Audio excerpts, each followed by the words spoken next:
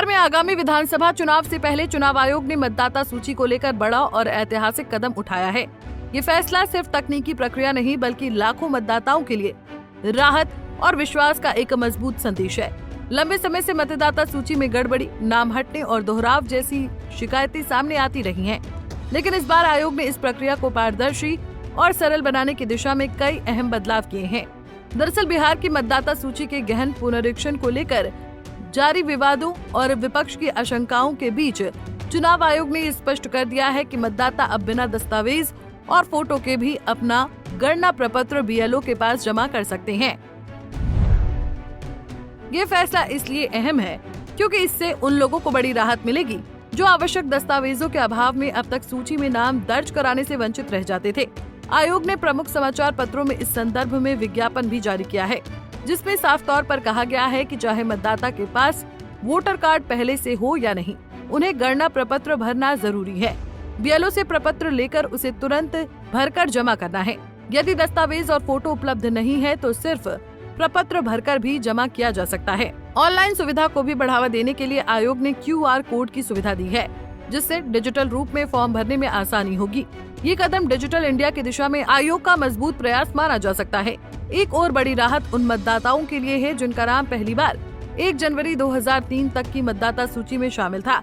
आयोग ने स्पष्ट किया है कि ऐसे मतदाताओं को किसी प्रकार के दस्तावेज देने की आवश्यकता नहीं है।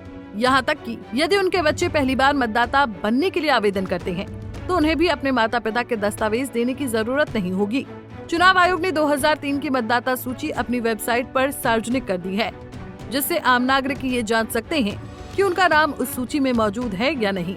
यदि दस्तावेज उपलब्ध हो तो प्रक्रिया और भी सरल हो जाती है, लेकिन दस्तावेज की अनुपस्थिति में स्थानीय स्तर पर जांच के आधार पर निर्णय लिया जाएगा।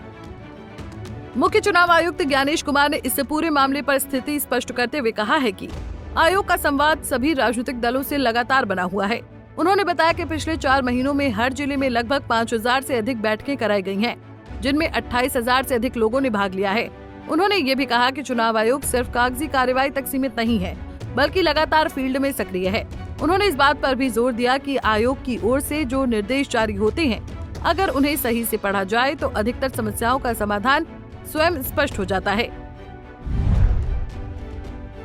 विशेषकर बिहार में 2002 में जो गहन पुनरीक्षण अभियान चला था, वो भी 1 महीने के भीतर संपन्न हुआ था और इस बार भी उसी समय सीमा में काम किया जा रहा है।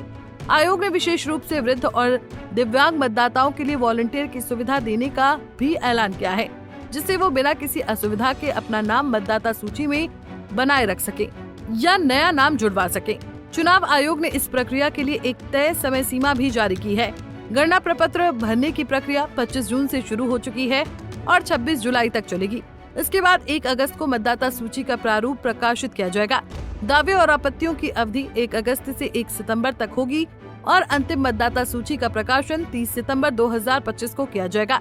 इस बार मतदाता सूची को लेकर जो पारदर्शिता और सहजता लाई गई है, वो लोकतंत्र को और मजबूत बनाने की दिशा में एक अहम कदम है। ये सिर्फ प्रशासनिक प्रक्रिया नहीं बल्कि हर नागरिक के मताधिकार की रक्षा के लिए चुनाव आयोग की जिम्मेदारी का प्रतीक है।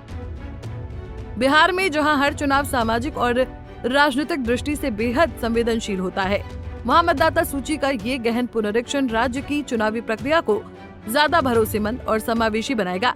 आयोग की ये पहल आने वाले चुनाव में मतदाताओं की सक्रिय भागीदारी सुनिश्चित करने के साथ साथ विपक्ष की आशंकाओं को भी जवाब देने का काम करेगी। Bureau report, Punjab Kesari TV.